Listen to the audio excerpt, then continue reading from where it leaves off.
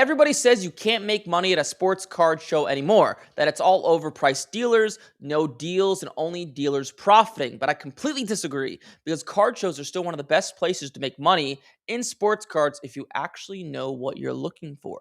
Most people walk in chasing hype, overpay once, and leave thinking the whole thing is a scam. So, in this episode, I'm going to break down exactly how to approach a card show the right way, what actually makes money, what to avoid, how everyday people are still walking out with real profit. And there's a free PDF down below in the description. Let's get into it. So, this is the way a sports card show works. Usually, it's Friday, Saturday, Sunday. And let's say it goes from about 10 a.m. to 7 p.m. every single day. So, usually at a sports card show, if it's a bigger one at least, you could get in an hour earlier by paying extra. I recommend doing that. So, the way I do a sports card show is on a Friday from 10 a.m. to 11 a.m., the VIP time. I'll pay extra and I'll walk in there and walk around. So, I usually have a booth at these shows, which I highly recommend. And I only recommend it if you've been buying and selling sports cards, you have at least 20 to 30 cards to sell. But the reason I walk around is because vendors aren't busy yet. During VIP time, because it's VIP, not as many people pay to be in early, you could actually get around and talk to dealers as opposed to the card show being so busy. So from 10 to 11, I'll walk around. Then from about 11 to 5 to 5:30, that's when I'll go to my booth. I'll set up. I'll sit there just like this. And that's when the foot traffic really starts to hit home. And I'll just sit there and do tons and tons of deals. And at 5:30, I'll pack up all my stuff and I'll walk around again because that's when the foot traffic starts to die a little bit. And it's easier to do deals with vendors if there's not four people in front of you and you crammed between people and vendors have to go back and forth between a bunch. And going back to a dealer at the end of the day, sometimes they'll give you good deals because certain cards didn't sell and they might be a little bit more desperate. And I'll do the same exact thing again on Saturday. So usually I go to sports card shows for 2 days. So before it opens, VIP time, I'll walk around, then I'll set up for about 5 to 6 hours. And then the last hour or two of the day, depending on how busy my booth is and the foot traffic, when it dies down, I'll walk around again. So that's the way I do it. In the morning, you're able to find good deals before they're sniped because sometimes vendors just have good deals out there and they get bought up right away. So I want to see those. And then at the end of the day, the purpose of doing that is maybe something that a vendor or a dealer had that wasn't a good deal in the morning. Now they're getting desperate and they're willing to give you a much better deal. So that's the way I structure sports card shows. And usually I go for Friday and Saturday and then I leave. Now, there's three types of deals at a card show. Okay. So there's the first one, which is going up to vendors or dealers. When I say dealers, I mean vendors. Same thing. So they're not going to give you great deals for the most part. You're not going to find anything raw to get graded, especially at a big card show. You're not going to find much for like 70 to 80%. That's where I go and buy stuff that I want to hold. So right now, while I'm speaking, I'm buying JJ McCarthy. I'm buying CJ Stroud. To give you an example of a card like this that I bought, I went up to a dealer and he had a 2024 Phoenix Color Blast JJ McCarthy Beckett 10. And the last PSA 10 of this card sold for $650. And he gave me a PSA 10 for $650, which is a really good deal. Excuse me. JJ McCarthy Phoenix Color Blast. He had a Beckett 10. The last PSA 10 did $650, and he gave me a Beckett 10 for $650. The card is probably worth at least $750 to $800. He was a little bit desperate because no one was willing to buy McCarthy, right? People were buying a lot of Ohtani at this card show. It was just that because it was in Los Angeles, and it was right before the baseball season. So going after the guys who I'm willing to hold.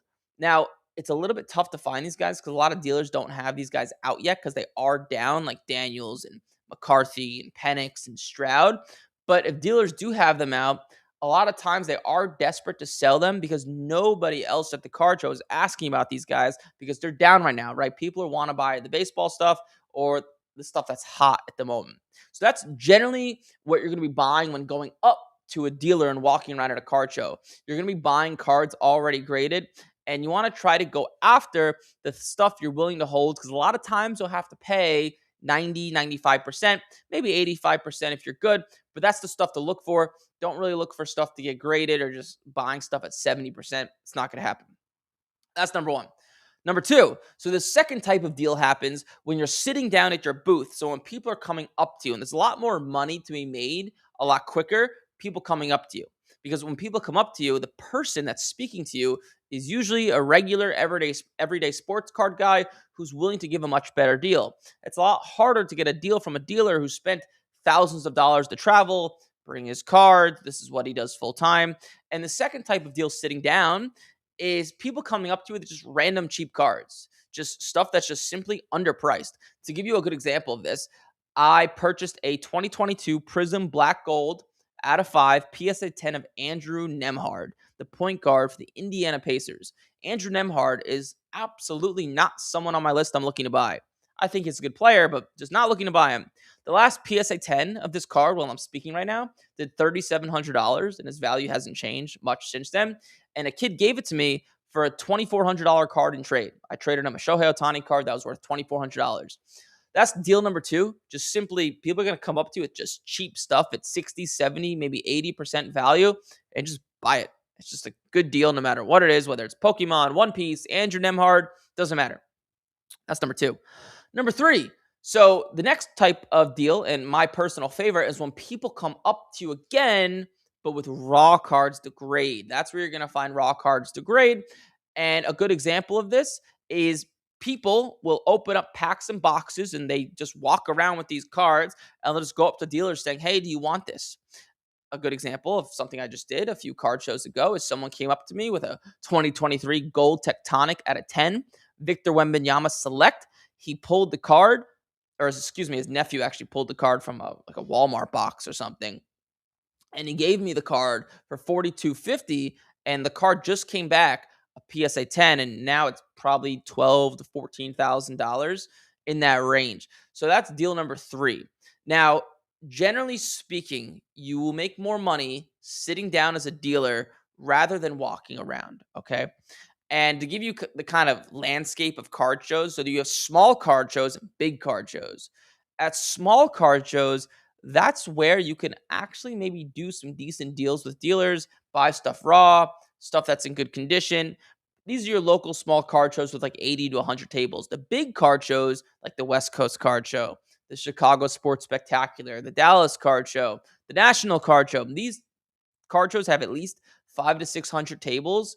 And because they're so big, dealers will travel to them.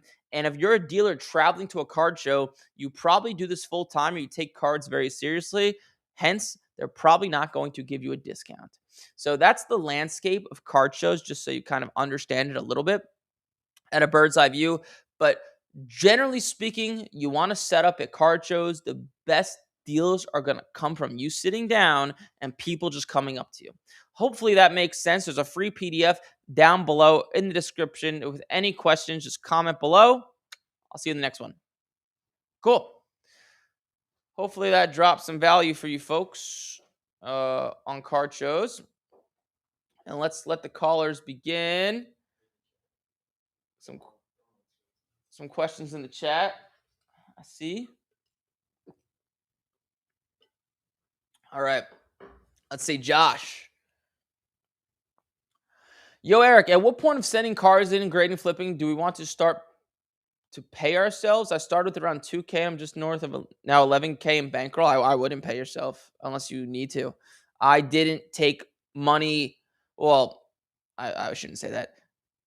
Sports cards is how I lived in college, so that was my money. But I took as little out as possible, as little out as possible. So if you have a full time job and you don't need to take anything out, I wouldn't. I would just literally be selfish and keep it in there until you have like $100,000 because that money compounds, as you could see, right? You turn 2,000 into 11,000, and the minute you take $2,000 out, you're costing yourself a lot of money. And not only are you costing yourself money that's going to compound, but you cost yourself breathing room. You're able to make better decisions with more money. There's a saying, abundance creates clarity. I was just speaking to one of my employees about this, and with money and dating, it's kind of the same thing. Like if you have like 7 girls knocking at your door, begging to go out with you and texting you, and they're all attractive and they're all amazing, you're able to think more clearly rather than if you're just desperate and you haven't had a girl talk to you in 5 months, right? Money is the same exact thing. you are able to see things much more clear when you have more money. And you're able to make much better decisions, take a little bit more risk. And with more risk, there's usually more upside. So I wouldn't if you don't have to. And if you do, take out as little as possible. Trust me, 11K is nothing in the grand scheme of things with how much you could possibly make. Are you going to the March Chicago show? So I was, and then I believe I might be playing in a pickleball tournament. So I might go. Oh, actually, let me see the date. Oh, it is. So maybe I won't go to the Philly show. Okay, so the Chicago show I should be at. I would imagine I'll be there Friday, probably Saturday. I would imagine. I believe I'm set up there. Actually, yes, I am set up there. So yeah, I will be there. To answer your question, 95%. Looking professional. Oh, this is not a question, but I appreciate it. Thank you. I saw you buying cards from Sappy. Yeah, Sappy's a good dude. I've been doing deals with him for just forever. He's one of the first guys, and way before all this content and Major League Profit stuff. He's always been a good dude. Hi, Eric. Met you at the West Coast Card Show. This is Steve Phil. Oh, I remember you, Steve. What's up, dude? It was nice to meet you. Eric, have you given your technology guy a raise? Our technology guy lives a very he lives a very good life. He doesn't need a raise. All right. We got callers coming in. Oh my god. All right. Massachusetts, we're calling you back. By the way, if you call once, you're in the queue. Just call once. Promise. Just once. That's all you need. Hello. Hey, you have Eric. You're live. Hey, Eric. What's happening? It's Joe from Dayton. I called you actually on Monday. I've asked you about the Drake May cards. Oh, what's up, dude? How can I help? Today's my birthday, so Monday night I went out and bought myself a mega box just for fun, and I cracked the Don Russ Downtown Jackson Dart card, which... So I was wondering, I sent that out to PSA yesterday. Did I make the right move sending that out, or should have I just sold that raw? Is it in good condition? Oh, it's in great condition. There's one little mark, not a mark, but you know where the Don Russ symbol is? It's black. There was a little, you could see a little bit of reflection there, but that's the only thing. And I mean, it was real small, and I couldn't even see it without them. Yeah, so the card. Glass. So let's see. The gem rate on that card is 80%. So it'll probably get a 10. And yeah, you definitely want to send that out for grading because let's see what these are doing now. So a Dart Downtown PSA 10 is the last one. It's $1,700. Before that, it was about $2,000. So the card's worth about $2,000. And raw, if you don't send it out for grading, you'll get about $1,800 ish to $1,000. So yeah, for sure, you're just leaving money on the table. Even if it gets a 9, you'll probably break even, and it's risk free for you, right? Since you opened it from a pack. Yeah, it's all pure profit. Should I sell it as soon as I get back, or should I wait towards the beginning of the football season? Sell it as soon as you get it back. Those cards. So if you look, I'll show you something. So you know how I say, right? Football goes up as you get closer to the season. Yep.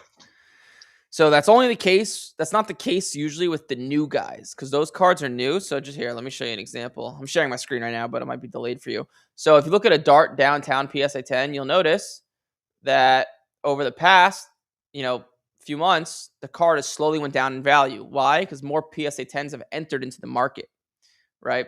So if you go back to let's look at a Jaden Daniels Downtown PSA 10. If you go back a year ago, right, you could say Jaden Daniels was the hype guy last year, right? Look, from last year when it came out in November, and then from the start of the season, the card went from about $3,000-ish to worth about $2,000-ish. So, they say history repeats itself, and Jackson Dart is just another Jaden Daniels. He's another rookie quarterback that's just very hyped. So the same thing will probably happen again. So the point I'm trying to make is don't hold it. All right. I appreciate the advice. I will put it up as soon as I get it back. I appreciate you. Cool. Sounds good. Yeah, shoot me your email, dude. I'll send you a nice little birthday gift. Text your email to this phone number. I will. Appreciate it. Thank you. Thanks, bro. Thanks for calling in. You too. Bye. Bye-bye. Let's see. That was who was that? That was Massachusetts. Washington. We don't get a lot of Washington callers. I mean, it is early over there, so. Olympia, Washington.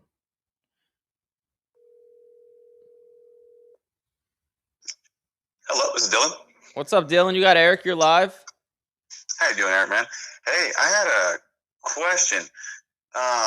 Sure. I recently came up on a 2025 Prism Shedeur Sanders Color Blast. Okay. And got in a break Friday. Man, I spent $25 and ended up getting into the break and hitting this card. I look at the pop report, and Saturday it was pop 2 PSA 9, and by Monday morning it was pop 5 with 3 PSA 10s. So I've already set mine out, Super Express. So by the time I get it back, my question is, do I sell it immediately, or do I wait until like the end of summer, the beginning of football season? Nah, so I sort of answered this with the last guy, kind of. So I say, right, like I'm buying Jaden Daniels and McCarthy. Those guys tend to go up in value because they're down right now. They're down and they'll go up. The new guys like Dart, Shedeur, Tyler Shuck, for the most part, those guys go down in value as the season gets closer because there's more PSA 10s come into existence, right? As supply goes up, demand goes down, price goes down. So if you just go to Market Movers, right, and just pick any guy from last year. So like, let's say, I don't know, Drake May, right? If you look at a Drake May downtown from last year, when his cards came out, obviously he's worth a lot more now. But if you look at the past year, let's look at this. Hold on. So his cards, his first downtown PSA 10s were doing about 16 to 1800, and by the start of the football season, it was about 1300. The reason being is because there's just more PSA 10s coming into existence. So that happy hours when the first like 10 PSA 10s come out probably is like or maybe even less than that. Like maybe the first 5 is kind of when they sell you're probably crazy. Going to get the most hype out of that card probably. Yeah. Yeah, with those it's like, yeah, like, and they don't like plummet, so like they slowly go down. So even if you buy one now, whatever it's worth, you'll still make money. But it's why I tend not to buy the new guys, because I believe I could buy guys like Jaden Daniels who will be worth more. Have a stronger outlook like down the line. Because you're going to be sending a card off for grading and it's going to sit there for a month or 2 months. I want to buy stuff that I think could be worth more when I get it back rather than less. But I mean, you pulled the card, so yeah, sell it right away is my answer there. Heck yeah. I guess, and then my next question would be, since the pop just like shot up over like 2 days and it made it like a top 3 PSA 10 when there was no PSA 10s, and none have been listed on eBay Marketplace or any marketplace like that. I think the lowest PSA 9 is going for 4,700, and that's just sitting there. Yeah. So what would you kind of consider the value of this card to be if it does hit that Gem Mint 10? Well, let's see. So it's Shedeur Color Blast. Which one is it? What's the color of the card? Is it black or white? No, it's the new. It's the flagship Prism 2025 Color Blast. Oh wow. The new. Yep. Is there any sales? The last raw did 3K. I can't find it. Why can't I find it? Is it vertical? It's a vertical card? It's a horizontal. Let me see if I can go on eBay and find it. Prism. Yeah, that's where I found it. Prism Color Blast. Shedeur Sanders. Shedeur. Let's see what this is. Oh, it's the Prism. Oh, it's the white one. Okay. Yep. It's the Prism one. So you're asking me what I think it'll be worth if it gets a 10. Yes, sir. Versus like where I'm at now in the population. Yeah. So I'll give you a little prediction and see if I'm right. Okay. So the last sale, I see Quinshon Junkins and Shedeur, but Hold on, let me see if I could. There's like one that's ending in like a day, and it has like an 850 bid. With Wow. like I don't know how many bidders are up there, but yeah, it's just one sold for $3K. It's just not worth close to that. Hold on, I have to look at another example. Let me see. Color Blast. Is there? Hold on, let me look. See. You're making me do a little bit of research here. Hold on. I appreciate you, Eric. Thank you, man. Yeah, no worries. I'll give you something That's- good. This is where I was kind of getting caught up to, so I kind of I've been watching for a while, and I decided to give you a call for the first time here, see if we can get an idea a little bit. I appreciate you. Thank you. Yeah, for sure. So let's see. It seems like Tyler Shuck and Shador sell for about the same. And Shuck, okay, so there's a recent sale of Shuck, which did 2,700. When you get that card, let's pretend you get the card back in a month. Gotcha. So in a month from today, right? If we go back, let's look at like a Color Blast. This is some real in-depth research right here. Let's look at a Color Blast Jaden Daniels Prism. And let's go back a year ago and see how much this card fell. So this card fell from like, there's not many sales of it. Hold on. Let me try to find someone else. Let me look at like maybe Bo Nix. I just want to see how much this card fell last year. Like at the raw sales. Let's see. So last year, kind of like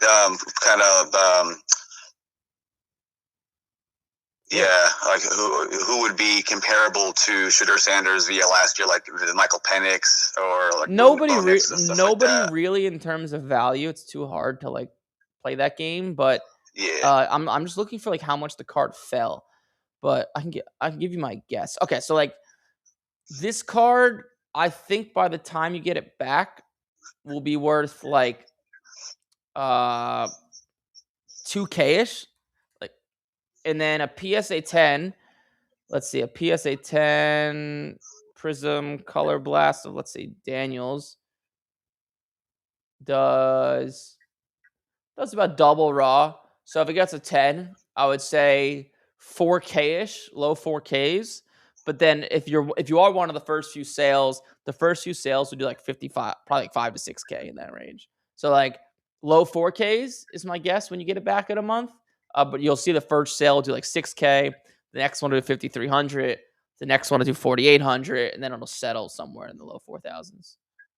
Sweet. Okay. Yeah. And like I just sent it in yesterday on the Super Express mode. And so, I mean, I don't know how many people are ahead of me. So hopefully I'll get there within, the top 6 or whatever. But you'll get it back. How much is that service? I know the service is by how much they are. Not $2.99 Super Express. Oh, okay. So you'll get it back. You should have it door to door, like 2 weeks. Yeah. Okay. Heck yeah, man. That sounds good. When you shipped it, the barcode, you put it on the outside, right? Yep. Okay. Yes, sir. I made that mistake, and they look at the barcodes before opening up the packages, and that's how they sort them. And the higher priority ones, Oh man. Yeah. Yeah. So I made sure to do that. Yeah, I'm an idiot because I don't send in that many cards myself to get graded, and I had the barcode on the inside, and I had a Jaden Daniels at like Express or whatever, and it took like 4 months. It was a gold prism. Oh, jeez, man. Because they hold. Not... Yeah, because they have these cards in a mail room, and it takes like them a month to open up the mail if you use the value bulk. But the way they decipher which cards need to get out of there right away is by looking at the barcode, I believe. Yeah, man. Yep. Well, awesome, Eric. Thank you so much, man, for your time, and that helps a lot, man. I appreciate you, and don't forget that barcode next time when you do a PSA order. I know, bro. I know. Thank you, brother. Thanks, man. Have a good day. Bye. Man, all these people are hitting some crazy cards at breaks. Crazy. Nobody listens to me. People call into the podcast, but no one likes to listen. But I guess if you're making money, it don't matter. Hello. Hey, you have Eric. You're live. Hey, Eric. How are you? What's up? Well, give me you've called him before, right? Sorry, I forgot. Yes. Who is it? No, you probably have me under best friend, but it's Ernesto. Ernesto, gotcha. Yeah, I did have you under best friend. I forgot. I knew it. Well, it's my birthday too. If I get a prize. Are you just doing the same thing I do when I go out to eat and I tell the waitress it's my birthday so I get a free little cake? No, maybe I'm doing that one. I had a question. I have Nolan McLean autograph numbered at a 99, graded PSA 10. Should I be waiting till after the WC if something happens good with the WBC and then selling it, or just selling prior to? Like, what would be a good time to start selling like the baseball? He's on Team USA? Yeah. Really? Oh, I didn't know that. Yeah, no, I was shocked. That's when I was like, oh shoot, this is gonna up the value on this bad boy if he does something good. What card is it? Actually, I have two of them. I have the 2023 Bowman Draft Chrome Prospect Green Lava to 10 autographed, and the Chrome Prospect autograph refracted to 499. Are you in a need for money? No. Yeah, I would definitely sell it before the season. I would sell it like at the beginning of the World Baseball Classic if it was me. I would have the auction end like the day of the World Baseball Classic. Okay. Cool. And I did have one more question. Yeah. On grading with CGC, I know that things have gotten like tight with PSA and stuff like that. If there's a card that you had wanted, let's say, what's your ideal card that you're hunting for your personal collection? Like shoot anything, like say a Jordan rookie or something.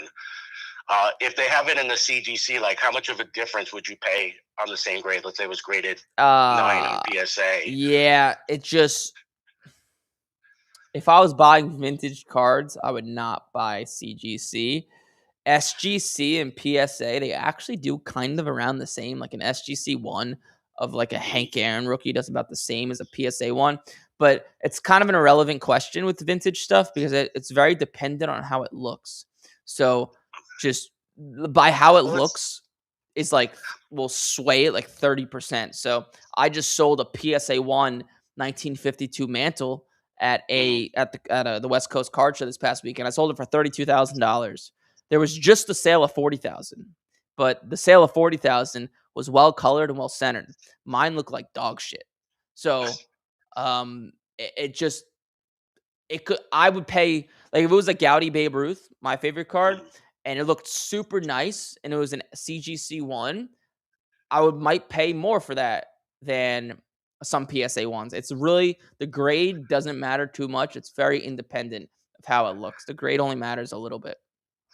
Okay, because I was just asking more like, I guess I should have phrased that question better. I have a bunch of cards that I just want to push out, some that are in the lower grade, but I would still make money on it, $50 to $100 on the card, and then the higher end ones, like, that are, let's say, an autographed Ohtani, just as an example. Yeah. Like I don't have one, but so I'm debating, like, should I know you, in the past, you said send it out to like SGC to turn over faster and you make more money on that end. But you'd hold back the higher graded cards and save that for PSA, or just use the same technique on sending it to like something like CGC? I would only send a CGC or SGC if you were in a need for money, because even though PSA takes 3 months, right? Who cares? Because if you're being consistent, sending cards in every week or every 2 weeks, when these cards start to come back to you, you won't even notice.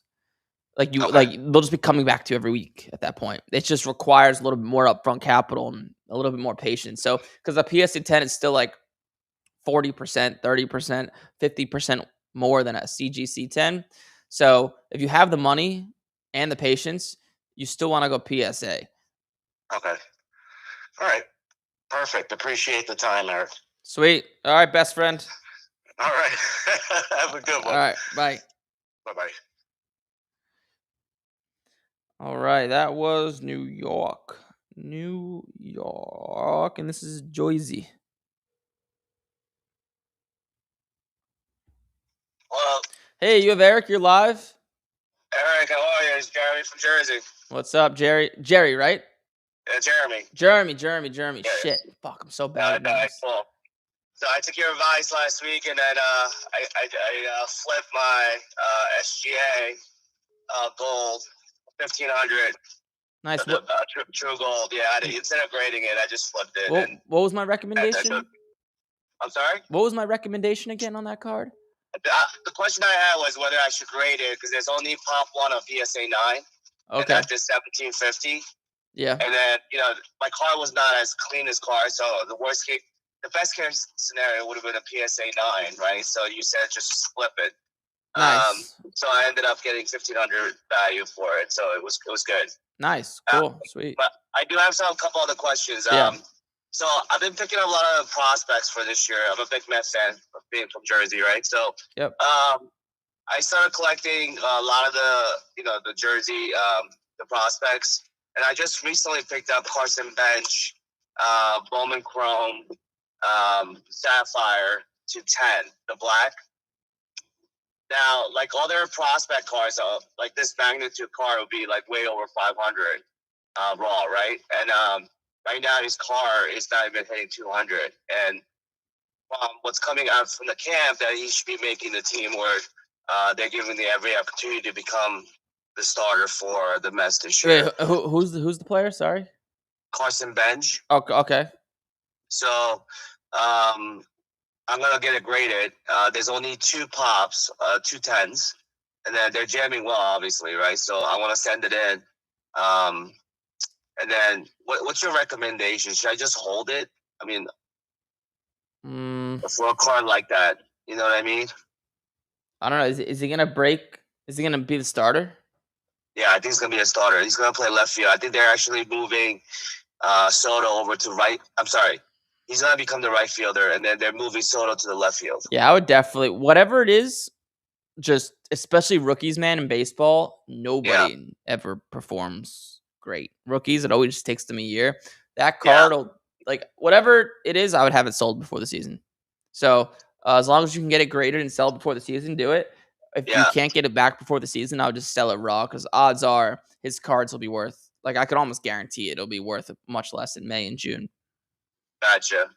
So last question. So just going off what you just said. So I'm taking a lot of these like big prospects that are, like Mabe and all these guys, and I'm just collecting the true golds right now. Yeah.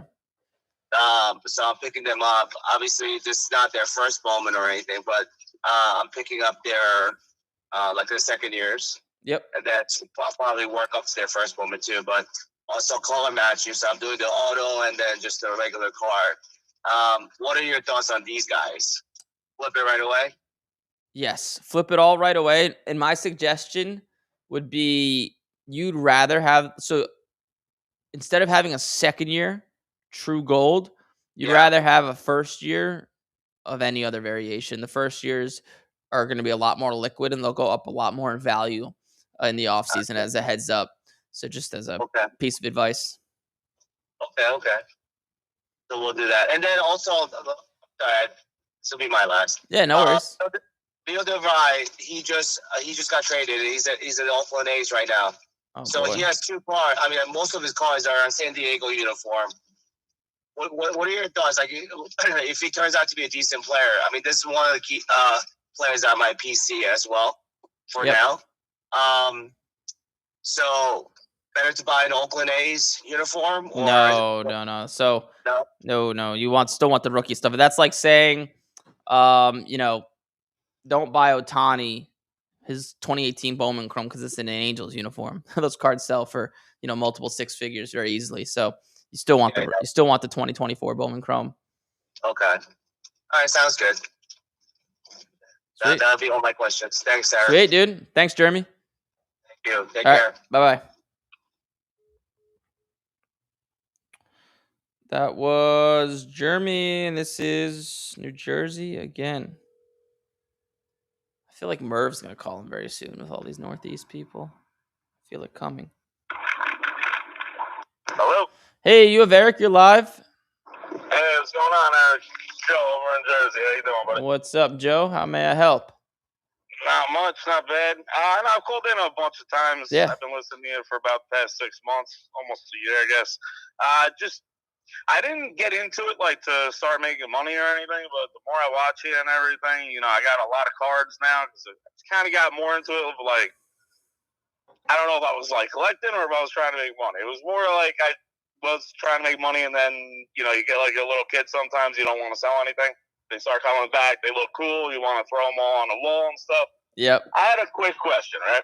Yep. So say if the total value of all the cards I have now are like 8 to 10,000, if I wanted to start over and like just go to start making money, like just concentrate completely on money. I have all of the ideas of everything of what you said. Yep. But I do want to ask you one quick question. If you have a higher amount that you're able to purchase with cards, should you be, if I was like to liquidate them all, right, just sell them all. They're all like in PSA 10s because remember I told you I don't keep anything that's not a 10 that I send out to grade. So if I was to sell them and then I get 8-10K bankroll, would you be looking for $100 cards or would you be looking for $1,000-$2,000 cards to send out to get graded? Because if I had the bigger bankroll, you know what I'm trying to say? Like, why should I even be looking for like $100 card? Should I only be looking to buy like $500,000 card? No. And so then, I'll debunk what you just said. So I know what you're thinking, right? Oh, why would I want to make more money with less cards? $1,000 card is going to be harder to find, harder to grade, and harder to sell. When you're buying cards for $1,000, now you're dealing with people that do cards full time, or they buy and sell a lot of cards. So the odds of it being in good condition are a lot less. Also, the multiplier when you get a 10 a lot of the time is not triple or quadruple what it could be $100 card. Like $100 card versus $1,000 card for the most part, easier to find. It's going to be easier to grade because people don't grade that stuff. And when you sell it, you're going to have much more demand because it's much more affordable for the average person to have a few $100 to spend a few $100 rather than a few thousand. So if you'd rather have more liquid. Yes. Okay. So you'd rather have 10 $100 cards than one $1,000 card for grading. Okay, so I was just wondering, like, if you have more cash, do you scale up? Like, is that something you did? Like, did you stop buying $100 cards? Yeah, I scaled up to like I would still do the same thing. Now I would just throw in like, I'd buy a $400 or $500 card here and there when I saw one. I wouldn't say like I didn't scale up in terms of just now every card I bought is 500 plus. Okay, that's what I'm trying to say. Like, you understood what I was like getting at. Like, yeah, and why then do I have to buy $5 $100 cards to send out the grade? Why don't I just buy 3 $500 cards? Yeah, it's because it's harder to grade, and then like your version of scaling up. So grading will always be best. Like the $100 to $200 cards is always the sweet spot. Always the sweet spot. Even if you have $500,000 to spend, still the sweet spot. Okay. And then once you have, I'd say like $20,000 to $25,000 in liquid cash to spend because you've made money from grading cards. Then go in and start buying cards already graded, like you see me do, of like $1,000 Jaden Daniels Prism card that's already graded that you could hold and make 40-50% on by buying it low. Because at a certain point, I got you. Like the Silver Prism, right, or something like that, and then you get that in a PSA 10. It was a 1,500. It's probably down to like 8 something now, like that. Yeah. And you're saying, beginning of the season. Yes. It's already done. It's already 10. You already know it. Now you're gonna sell it for 14. Whatever. Yeah, I wouldn't buy silver prisms because they're very common. I go after colored prism, but yes, that's basically what I'm saying. Yes. Okay, and then just another quick question that I wanted to ask you is now just like selling the cards. Now how many cards? I've never actually been to a card show. Like everything like I told you the other day, it's all been like marketplace, like only like 3 cards off of eBay, but a lot of them I buy lots off of marketplace. So I got like all my Otanis and everything, and then I would send them out to get graded. So I mean, like, how many cards like at a card show, you get a lot more money for your cards at a card show, or do you? Yes. That's basically. If you're set up. So, like, right, there's 2 options. You can walk around or set up. If you're set up, I'm saying set up because if you have 50 slabs, is that enough slabs? Yeah. That's more than enough, bro. I mean, I would set up with like 20 cards. 50 is more than enough. And okay, yeah, I didn't want to look like an idiot. Like, like get a table. Bro, you'll look. I think I only have like 50 cards I set up with. You're more than fine, and you'll get people that will just. Like, not only will you get more money because people are paying you cash, you'll get like full comps or close to it. but there's no fees because it's cash. And then also you're gonna move way more. You're gonna move cards. You're gonna move like 20 cards that would have taken you 3 weeks, but it only takes you 1 day. Yeah, and you're getting all cash instead of having to do all the fees from Yep. the eBay or whatever and Yep. all that. So it's saving a lot more on the amount of cards that you're going to sell. And then I'm thinking it's also a lot better for buying cards, like you said. Also, they'll walk up people that are either Bingo. want to get out of a card or hard on money, need money or something. You can do a better deal. Yep, card shows are the best place to make money. It's really not close at the moment, especially they're just getting bigger and bigger, and a lot of money floating around in there. So yeah, it's both. Yeah, buying and Okay. selling. It's great to set up. Okay, and then there was just one other question. Yeah. Just the what was it? I can't think of it off the top of my head. You know what? I'm going to let you go because I know you got other callers, but I appreciate you letting me know about that. So you do recommend that going to the card shows to do to get rid of cards, to sell cards. Yeah. Yep. If you have enough cards for a table. Yep. 100%. Okay. All right. Yeah, because I was thinking about doing that because all of my cards are all either Kobe rookies or Ohtani rookies that I've kept and stuff. So yeah, you'll crush it. You know. Yeah, you'll crush it at the show.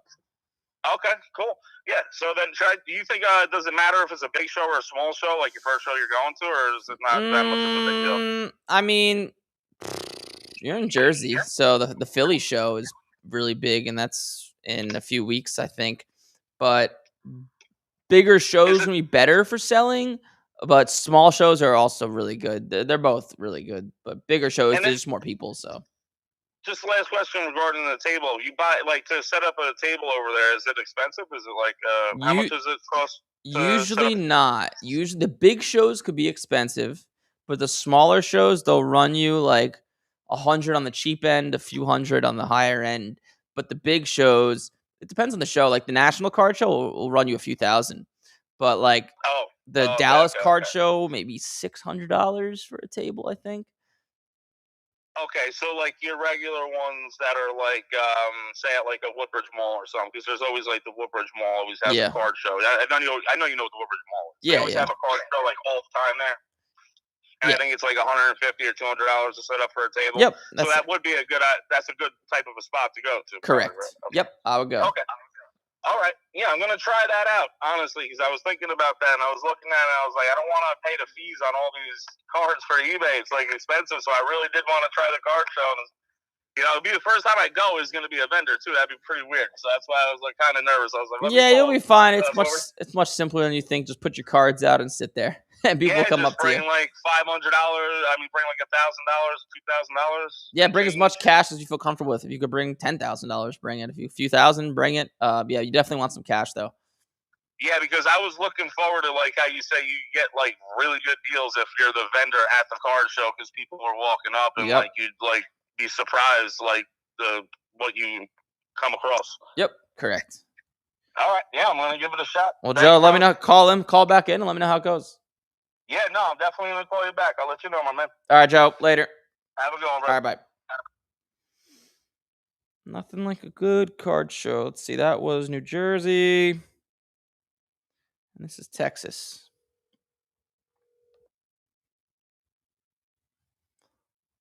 Hello. Hey, you have Eric. You're live. Hi, Eric. Thank you for taking my call. Jonathan from Texas, man. Jonathan, what's up, man? You don't have a southern accent. Oh, well, I did live in Michigan for 10 years, so that could be that'll explain it. The culprit there. Yeah, absolutely. Hey, I won't take too much of your time. I'm in a situation in life, man, where, I pretty much can't make any more wrong financial moves. I'm getting ready to be 35. Oh, no. And I'm looking to get partial custody of my daughter here in a little bit. Haven't seen her in a long time, and I'm looking to get in an apartment. And I'm looking to do sports cards, utilize sports cards to do that in between door dashing and using that money to invest. I've built a collection of about $400 to $500 of raw cards, everything from RPAs, mostly modern. So I'm digging through the dollar bins and dollar boxes. I don't open sealed wax. I haven't opened a sealed wax product in over a year. Nice. I found 3 one-of-ones in the past year in dollar bins at card shows. Nice. And at the local card store, with the last one being 2 weeks ago. The Quincy McKinstry one-of-one leaf printing plate, which isn't, some would say it's not a one-of-one, but I'd classify it. Okay. And just because I knew, Kool-Aid's first name was DeQuincy, and the person selling it didn't know. So I've utilized information. I've learned. I know image variation, parallels, SSPs. I'm an expert. I can make the money now. My question is this: I'm starting to notice the fluctuations and the changes in prices and how drastically and how quickly these prices are changing on cards. Even the Cooper Flag rookie cards that I have, they changed a little bit, and so I'm a little scared, man. I'm not sure if I need to. So here's my question: Do I go ahead and just start trading these out for PSA 10s? Do I just keep collecting? Keep doing what I'm doing. Keep building it up to a couple thousand, 2, 3, 4,000. Then go to a card show and offload everything. What do you think? Well, the goal is to make. If you're saying you're in a little bit of a financial hole, the goal is to make money as fast as possible, right? Well, I mean, not necessarily. I'd like to essentially cash out one day to $5,000, right, or $10,000, and then put a down payment, or be able to pay for my apartment outright, since my credit's not the best, or anything like that. Yeah. But the way you're gonna get there the fastest is by your job, whether it's DoorDash or whatever it is, to make you money from that. And then also, I think what you're trying to do is like accumulate cards for cheap, and then sell them for 5,000. Right. But you're better off flip, like when you find cheap cards, flip them so you can make 10%, 20%, 30%. So like do as you're doing. Like that's exactly what I would recommend. But don't hold them. Just flip them. So like the fastest way to make money in cards is going to a card show, going to a dollar bin box, and literally just finding cheap shit and auctioning it on eBay and making 20, 30% on your money. And just then taking that cash and doing the same thing the next weekend. That's the fastest way to make money. Okay. That's exactly what I'm going to do then. Sweet. I appreciate that, bro. Thank you so much. All right. Thanks, bro. Good luck. Keep me updated. Let me know how it goes. Will do. All right. Bye-bye. All right. That was Texas. And this is Ohio. Youngstown, Ohio.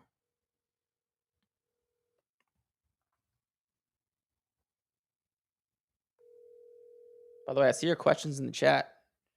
You gotta call in. I gotta prioritize the callers. Herschel, I'm looking at you. But just call in once. You don't need to call in 100 times. Once and you're in the queue. I promise. Call has been forwarded. All right. Ohio doesn't want to answer us, so we're on to Texas. I think the queue's open after this, so feel free to call in. Hello. Hey, you have Eric. You're live.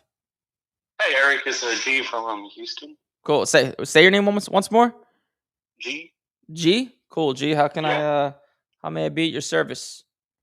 I got a question. So I have a bunch of soccer cards I want to sell for the World Cup. Okay. And I'm trying to see how do I know if I should grade them or not? Like, just from looking at the cards. Well, I bought something on Amazon. Oh, Amazon. To help me grade it, but how reliable is that?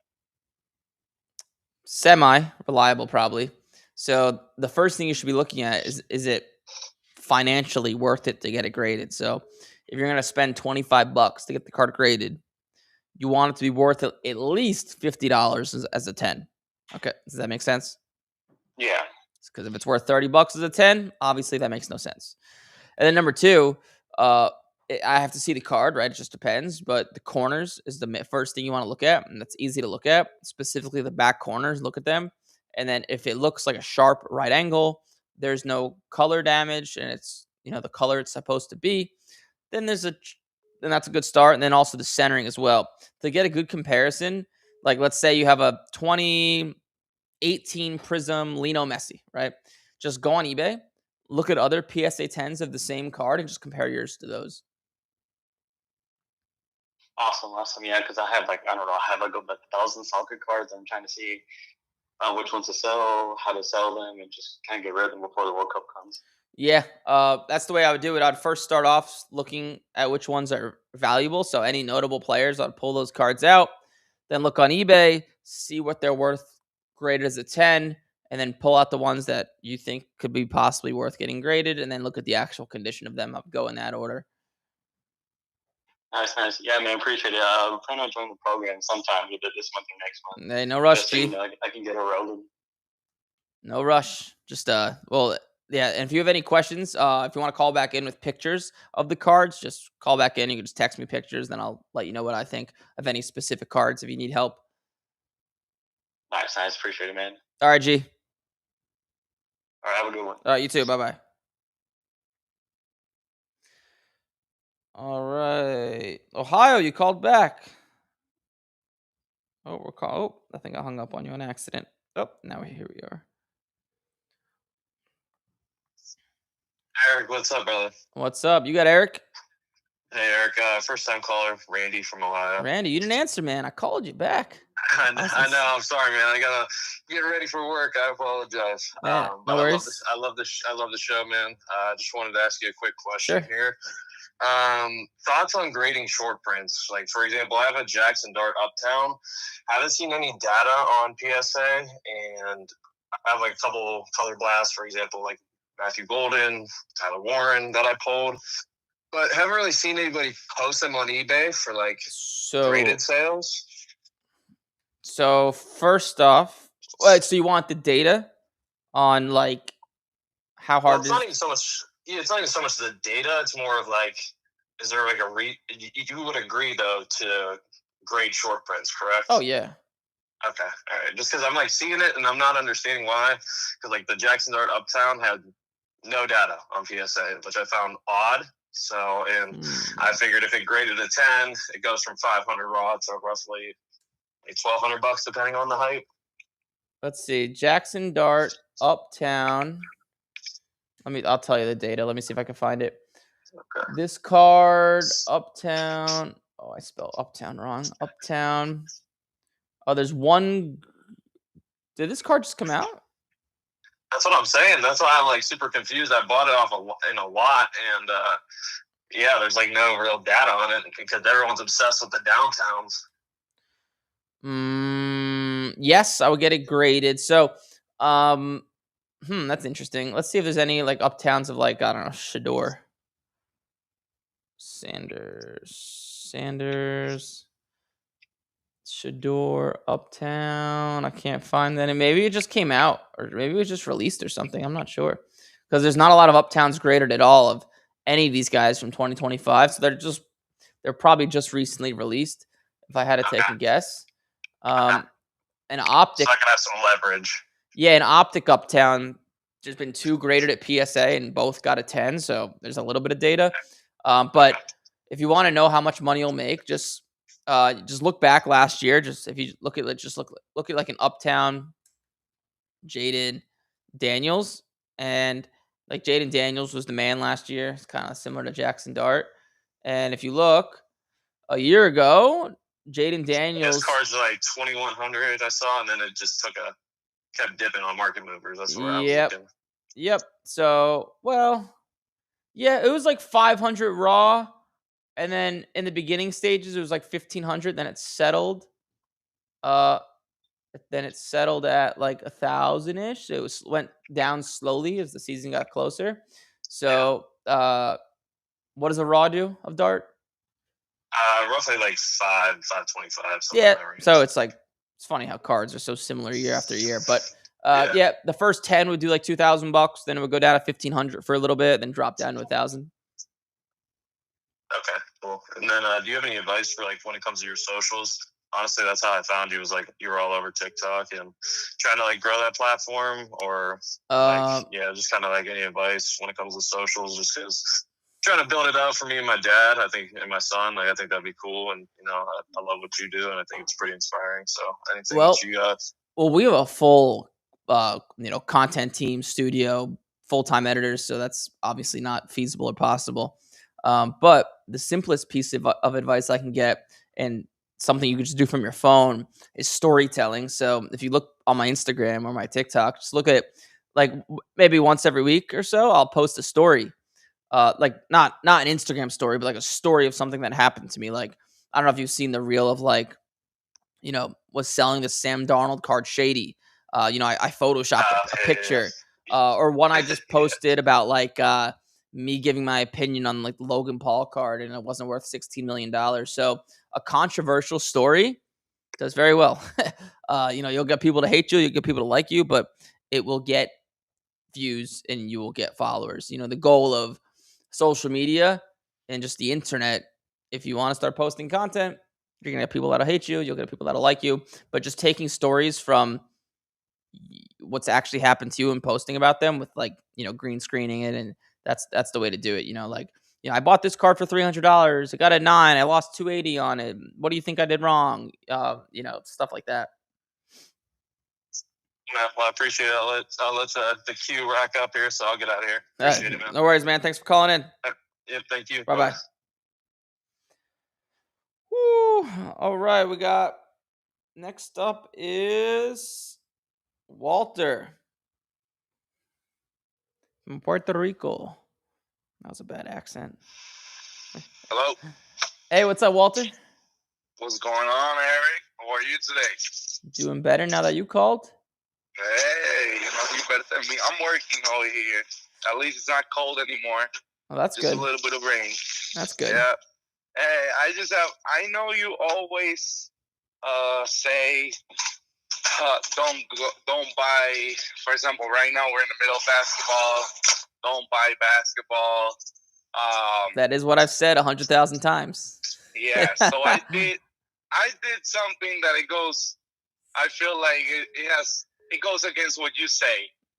Happens a lot. Because I bought basketball, and I bought actually I call it cheap because they're like anything between $20 to $50 inserts from Cooper Flag. The thing is that with Cooper Flag and Conquistador, I feel like it's been working for me. I'm just a little scared of when is this hype gonna drop for them, because there's a lot of cheap inserts from Topps Chrome, refractors and all that you can sell and make dude. You can buy that for like $40, and the PSA 10 is like $300, $400. Yeah. So the problem with those cards is because they're cheap, you have to send it with the lowest end service, and it's going to take 3 months to get back to you, and odds are they'll be worth less than. Maybe not. Maybe you don't know. More times than not, they do go down in value, and the hype does die, especially when the season ends. But I just stay away from guys that are up a lot. It just from time and time again, it just doesn't work. So, and once in a while, you get lucky. So I got a little lucky with the return just because I heard you one time that said, hey, put like one card with the expensive return, like the quick return. Yeah. And then the rest with the regular bulk value or whatever. Yep. And it worked great for me. I got those cards. I paid $27 and I got them like I paid $50 for them, yeah, to get them quicker. So that worked out for me. And I was just a little like, it is working for me. So I did it. I have my last batch of those that I bought. They are on PSA right now. But I'm just a little scared of when this is going to drop. Like, when is this hype going to stop? It's a good question. Because, it's a good question. Cooper Flag, Dylan Harper, they're getting the hype. They are. Money with them. Yeah, they are. Usually it doesn't happen like that, but it's good because, in the off season, it makes good for a lot of basketball buys, buying these guys and getting them graded. But yeah, I wouldn't be able to tell you. I would imagine probably 2 out of 3, the hype will die here in the next month or 2. Maybe Flag will sustain because he looks pretty legit. They all do. So it's just, who knows? If I knew, I'd be rich, right?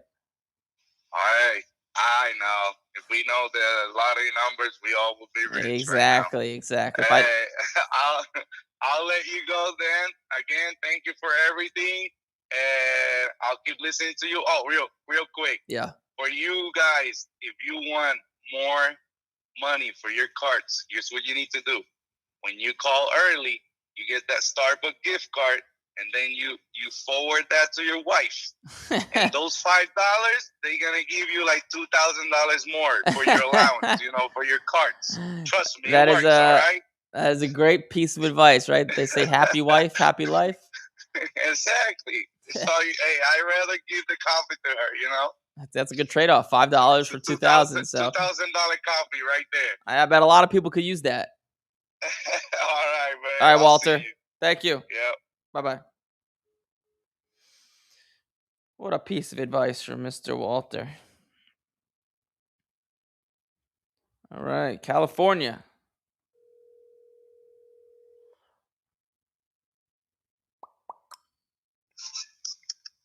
Good morning. Hey, you have Eric. You're live. Hey, Eric, it's Isaac. I met you at the West Coast Card Show. You did the video for my wife. Got me some good brownie Oh points. yeah, that's right. I filmed the video. That's right. Did what you say to it?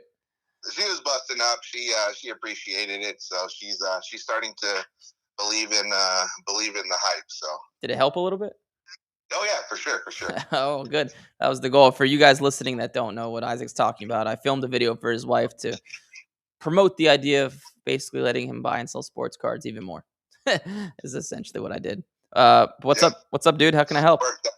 Got a couple questions. First is I've got two buddies. Again, I just started your program like 2 weeks ago.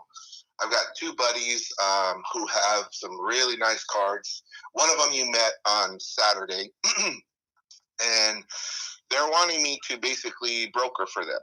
Okay. So obviously, I don't know. Again, I'm new myself, but what do you think what is a good percentage, or is it even worth me, going grading their cards, doing all that for them to make some money? What's your budget for buying cards? Coming up soon, it'll be like 500 a week. Yeah, I'd rather take the time and spend learning it and buying cards yourself and making all the money.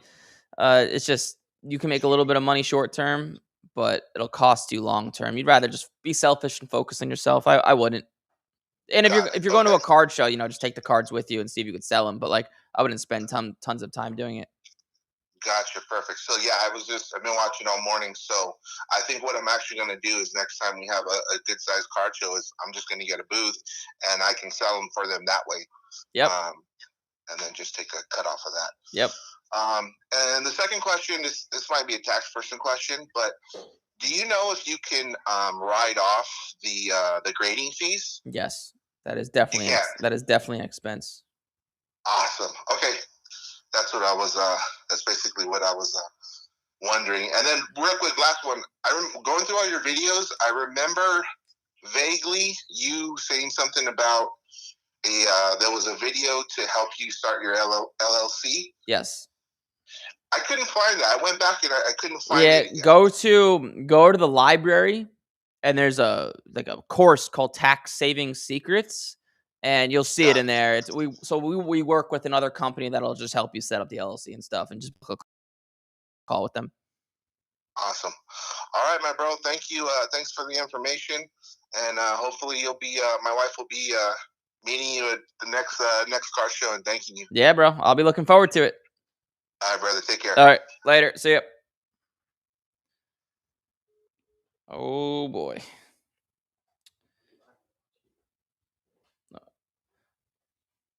Okay, I don't know how much more time I have. I have a meeting coming up. I could do one more. And it's going to you, New York.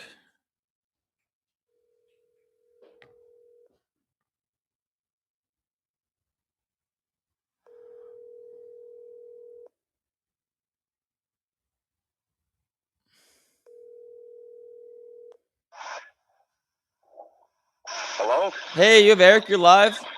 What's up? It's Raz from New York City. How are you? Hey, what's up? Hey, it's a bit hard to hear you. It sounds like you're in the Lincoln Tunnel. Well, I'm kind of in the Lincoln Tunnel. Oh, You wow. know, I'm working on the job site. Sorry about that. Oh, now I can hear. I can hear you a Can you little. hear me better now? Yeah, it's a little bit better. What's up, dude? How can I Okay. help? All right. So I wanted to ask you, the last couple of months going to these shows, I feel like